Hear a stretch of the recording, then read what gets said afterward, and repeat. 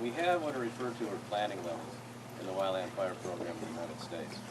And they go from planning level 1, which is it's basically raining, and there's very few, if any, fires, and there's lots of resources. Hand crews, engines, helicopters, yard tankers.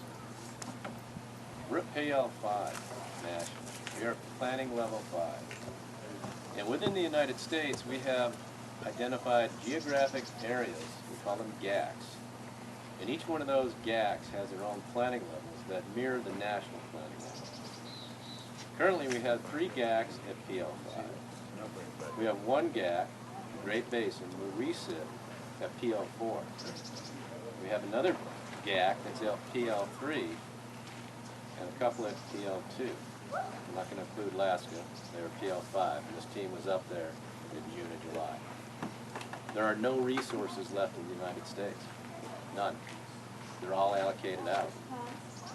What does that mean? We're managing this fire. The expectation from the Great Basin Coordination Center is that we, Western Idaho, may see lightning next Tuesday, or excuse me, a week from this coming Tuesday. Now that's far out for the weather guessers.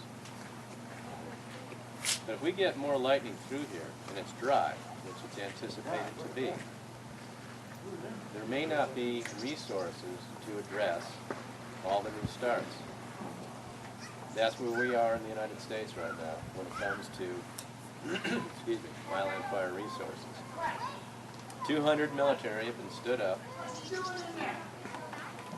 to be trained to support wildland fire operations. We get to planning level 5 nationally.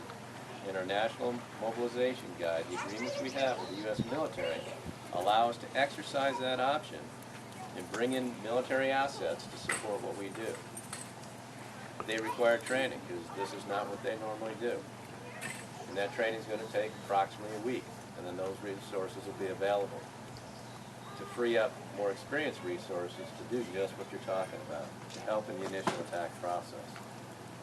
And so we work to clean up fires we're on as quickly and as safely as possible so we can be available for the next round.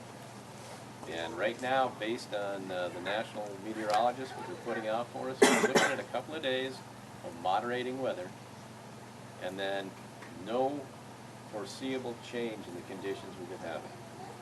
Hot and dry. And I don't know about you folks, but I've been in Montana in the middle of September. I know Michael's been up there in September. We may be looking at another season like that, where we are on fire into the middle of September, possibly longer, literally to the snow flies in northern Idaho, this part of Idaho, up into Montana. We'll just have to see what happens. And from the standpoint of how are the resources allocated, there's a whole series of management from the local level, Jim's involved in that, up through the national level to prioritize the fires based on the values at risk. This is a value at risk right here, right now. Okay.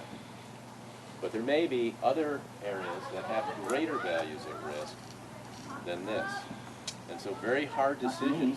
Whoa, hey, let's talk here. Copy that. Copy that. I'll write it something. Yep. The decisions that are made to determine where those resources go are not made casually. They're very difficult. And many of the people that do this job are former military and understand how those decisions need to be made and the fallout of some of those decisions. 2007, I was in the Everglades on a fire. And we were trying to keep that fire from leaving the Everglades National Park and going into the town of Homestead, Florida, which had been impacted a few years earlier by a hurricane.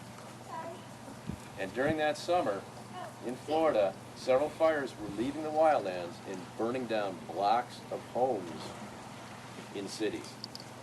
And so when you start weighing those values, it becomes very difficult to determine where the resources should go. It's just what you're saying. The governors are talking to D.C., saying, I want those resources, I want them right now. And it becomes a very difficult task, very stressful for sure. Stressful for everybody, you as a homeowner, and the decision makers, and certainly my folks on the ground.